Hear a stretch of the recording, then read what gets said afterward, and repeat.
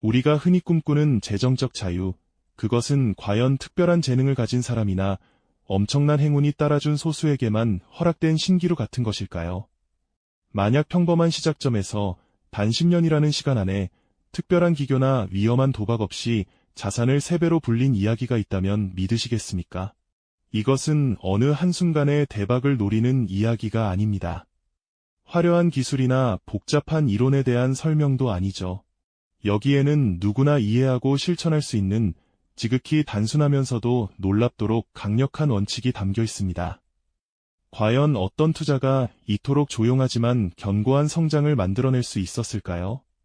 오늘 이 이야기를 통해 어쩌면 당신의 재정적 미래를 완전히 다른 궤도에 올려놓을 수 있는 깊은 통찰을 얻게 될지도 모릅니다. 모든 위대한 여정의 시작은 거창하지 않을 때가 많습니다. 이야기의 출발점 역시 우리 대부분과 크게 다르지 않았죠. 책상 위에는 이제 막 읽기 시작한 낡은 재무서적 몇 권이 놓여 있었고, 컴퓨터 화면에는 수많은 사람들의 성공과 실패담이 어지럽게 스쳐 지나가고 있었습니다. 매달 월급날이면 어김없이 날아오는 명세서 그 안에서 떼어내 저축통장으로 옮겨지는 돈은 결코 크다고 할 수 없는 금액이었어요. 그 통장에 쌓인 숫자는 수년간의 성실함이 만들어낸 소박한 결실이었고, 동시에 미래에 대한 막연한 불안감을 잠재워줄 유일한 희망이기도 했습니다. 이 소중한 종잣돈을 어디에 심어야 할까? 그 고민은 밤낮으로 이어졌습니다. 한쪽에서는 하루 만에 수십 %씩 급등하는 기술주들이 현란한 빛을 뿜어내며 유혹의 손짓을 보냈습니다. 젊음과 용기라는 이름으로 포장된 그 길은 달콤해 보였지만 그 이면에는 언제 터질지 모르는 거품의 불안함이 함께 도사리고 있었죠. 또 다른 길에는 안정적이지만 더딘 성장을 약속하는 채권이나 부동산이 있었습니다. 하지만 그것들은 어딘가 모르게 역동성이 부족하게 느껴졌고 자본이 넉넉지 않은 상황에서는 진입장벽이 높아 보이기도 했습니다. 수많은 선택지 사이에서 투자자는 깊은 고민에 빠졌습니다. 중요한 것은 단기적인 수익률 숫자가 아니라고 생각했거든요. 지금 당장 2배, 3배를 불리는 것보다 10년, 20년 뒤에도 내 삶을 든든하게 지탱해줄 무언가가 필요했습니다. 그것은 단순한 숫자 이상의 가치, 즉 지속 가능한 현금 흐름이었습니다. 바로 그 지점에서 투자자의 시선은 배당주라는 다소 고전적인 선택지에 머무르게 됩니다. 배당이란 기업이 벌어들인 이익의 일부를 주주들과 함께 나누는 약속과도 같은 것이죠. 이것은 단순히 돈을 받는 행위를 넘어 내가 투자한 기업이 실제로 건강하게 성장하고 있으며 그 성장의 과실을 함께 누릴 자격이 있음을 확인하는 과정이었습니다. 투자자는 기업의 본질적 가치에 집중하기로 결심합니다. 화려한 마케팅이나 일시적인 유행이 아니라 수십 년간 꾸준히 이익을 내고 그 이익을 주주에게 환원해온 역사를 가진 기업들. 그런 기업의 주식을 산다는 것은 단순히 주가 차익을 노리는 투기꾼이 아니라 기업의 동업자가 되는 길이라고 믿었습니다. 소박한 사무실 책상에 앉아 그는 수많은 기업들의 재무제표를 펼쳐놓고 마치 오랜 친구를 사귀듯 기업의 역사를 꼼꼼히 들여다보기 시작했습니다. 이 선택은 시장의 뜨거운 열기와는 거리가 먼 조금은 외롭고 신중한 첫걸음이었습니다.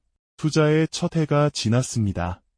시장은 여전히 뜨거웠고 주변에서는 연일 새로운 급등주에 대한 이야기꽃이 피어났습니다. 하지만 그의 계좌는 거의 제자리에 머물러 있는 듯 보였죠. 간혹 시장이 출렁일 때면 오히려 자산이 줄어들기도 했습니다. 드라마틱한 변화는 없었습니다. 하지만 분기마다 어김없이 마치 약속된 날에 도착하는 편지처럼 작은 금액의 배지당금이 통장에 입금되었습니다. 처음에는 커피 몇 잔 값에 불과한 소소한 금액이었죠. 하지만 중요한 것은 그 돈을 인출해서 사용하지 않았다는 점입니다. 그 작은 배당금은 즉시 같은 기업의 주식을 추가로 매수하는 데 사용되었습니다. 한 주를 살 돈이 안 되면 0.1주, 0.01주라도 샀습니다. 그렇게 아주 조금씩 보유한 주식의 숫자는 스스로 몸집을 불려나가기 시작했습니다. 시간은 쉼없이 흘러갔습니다. 책상 위 달력은 한 장 한 장 빠르게 넘어갔고 계절이 여러 번 바뀌었습니다. 2년, 그리고 3년이 지나는 동안에도 투자자의 일상은 크게 달라지지 않았습니다.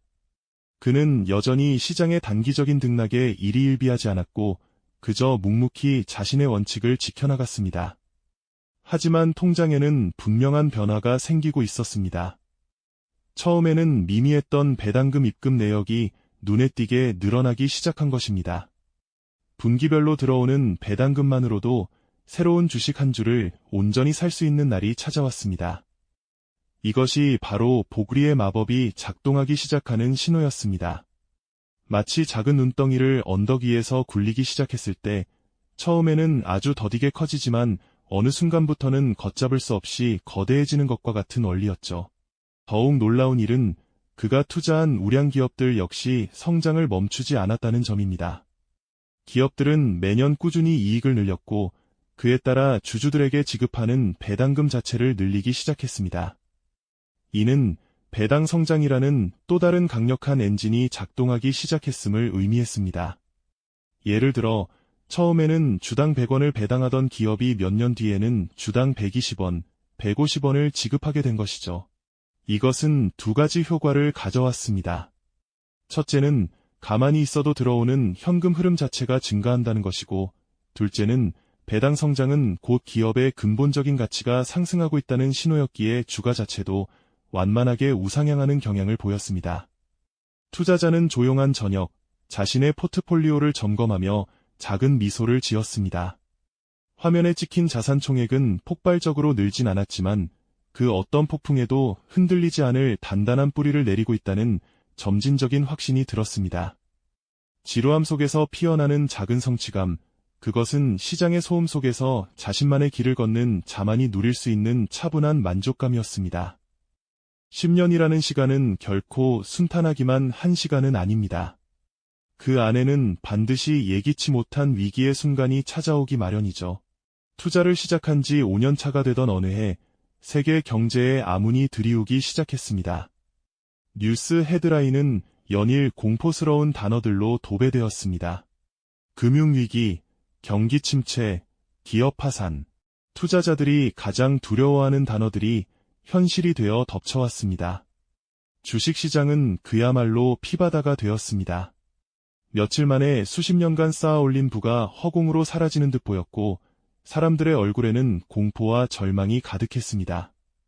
수많은 투자자들이 패닉에 빠져 투매 행렬에 동참했습니다. 일단 팔고 보자, 더 떨어지기 전에 현금화해야 한다는 외침이 시장을 지배했죠. 그들이 손실을 확정짓는 순간 공포는 현실이 되었습니다. 이 거대한 폭풍 속에서 배당주 투자자는 무엇을 하고 있었을까요? 그는 다른 사람들처럼 HTS의 파란색 하락 그래프를 보며 절망하고 있었을까요? 아니었습니다. 오히려 그는 그 어느 때보다 차분하게 자신의 책상에 앉아 있었습니다. 그의 눈은 급락하는 주식 차트가 아닌 두툼한 기업 분석 보고서를 향해 있었죠. 그는 지금의 위기가 자신이 투자한 기업들의 근본적인 가치를 훼손했는지 냉정하게 점검하고 있었습니다. 이 회사가 여전히 강력한 해자를 가지고 있는가? 현금 흐름은 안정적인가? 부채 비율은 감당할 만한 수준인가? 그의 분석 결과 이기는 기업의 본질을 망가뜨린 것이 아니라 시장 전체를 뒤덮은 공포라는 감정의 문제라는 결론에 도달했습니다. 바로 그 순간 그는 위기를 기회로 전환하는 결단을 내립니다.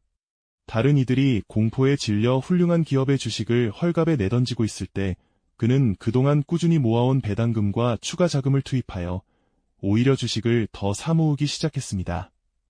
이것은 불확실성에 대한 도박이 아니었습니다. 평소와 똑같은 원칙, 즉 좋은 기업을 싼 가격에 산다는 원칙을 위기의 순간에도 일관되게 적용한 것뿐이었습니다. 마치 모두가 떠나는 폭풍 후 속 항구에서 튼튼한 배의 가치를 알아보고 헐값에 사들이는 노련한 선장과도 같았죠. 주변에서는 무모하다고 수군거렸지만 그는 자신의 분석과 원칙에 대한 깊은 신뢰가 있었습니다. 이 시기에 매수한 주식들은 훗날 그의 자산을 폭발적으로 성장시키는 가장 강력한 발판이 되어주었습니다. 시장의 광기와 공포에 휩쓸리지 않고 오히려 그것을 역이용할 수 있는 용기와 지혜, 그것이야말로 진정한 투자자의 덕목임을 그는 온몸으로 증명해 보이고 있었습니다. 그리고 마침내 10년이라는 인고의 시간이 흘렀습니다. 처음 투자를 시작했던 그날의 소박한 책상은 그대로였지만 모니터 화면에 떠있는 숫자는 완전히 다른 이야기를 하고 있었죠. 10년 전 수년간의 저축으로 마련했던 그 종잣돈은 이제 정확히 3배가 되어 있었습니다. 화면에는 지난 10년간의 자산 성장 그래프가 선명하게 그려졌습니다. 초반 몇 년간은 거의 수평에 가까울 정도로 더디게 움직이던 선은 시간이 흐를수록 점차 가파른 우상향 곡선을 그리기 시작했고, 특히 시장의 위기 국면을 지나면서 폭발적인 성장을 기록한 흔적이 뚜렷하게 나타났습니다. 이 숫자는 단순한 행운이나 우연의 결과물이 아니었습니다. 그것은 10년이라는 시간 동안 하루도 빠짐없이 지켜온 원칙과 인내가 만들어낸 필연적인 결과였고, 복리의 마법이 어떻게 현실에서 구현되는지를 보여주는 가장 강력한 증거였습니다. 3배로 불어난 자산이 가져다준 가장 큰 선물은 단순히 돈 그 자체가 아니었습니다. 그것은 바로 선택의 자유와 정신적 평온이었습니다. 더 이상 매달 들어오는 월급에 전적으로 의존하지 않아도 된다는 안정감, 시장이 급락해도 내 현금 흐름은 마르지 않는다는 믿음, 원치 않는 일을 억지로 하지 않아도 될지 모른다는 가능성. 이러한 것들은 돈으로 환산할 수 없는 가치를 지니고 있었죠. 어느 평일 오후, 투자자는 복잡한 도심을 벗어나 한적한 공원을 거닐고 있었습니다. 따스한 햇살을 받으며 여유롭게 커피를 마시는 그의 표정에는 더 이상 미래에 대한 막연한 불안감이 서려 있지 않았습니다. 그 평화로운 일상은 지난 10년간의 꾸준함이 그에게 안겨준 가장 달콤한 보상이었습니다. 그는 이제 단순히 돈을 불리는 것을 넘어 그 돈을 활용하여 어떤 의미 있는 삶을 살아갈 것인지 행복한 계획을 세우기 시작했습니다. 10년 전의 작은 결심 하나가 한 사람의 인생을 얼마나 풍요롭게 바꿀 수 있는지를 그의 잔잔한 미소가 말해주고 있었습니다. 결국 10년이라는 긴 시간을 통해 배당 재투자 전략이 증명한 것은 단순히 돈을 불리는 기술을 넘어섭니다.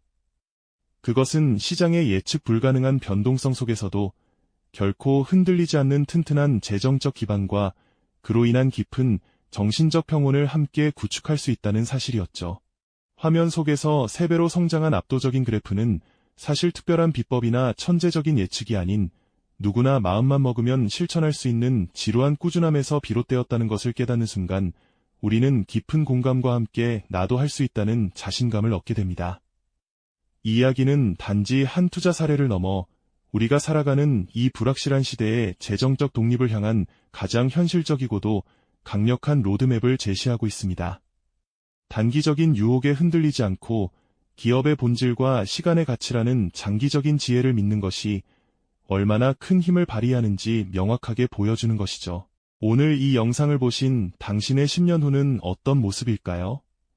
오늘 이야기가 당신의 미래를 그리는데 작은 영감이 되었다면 좋겠습니다. 구독과 좋아요는 더 나은 지식 콘텐츠를 만드는데 가장 큰 힘이 됩니다.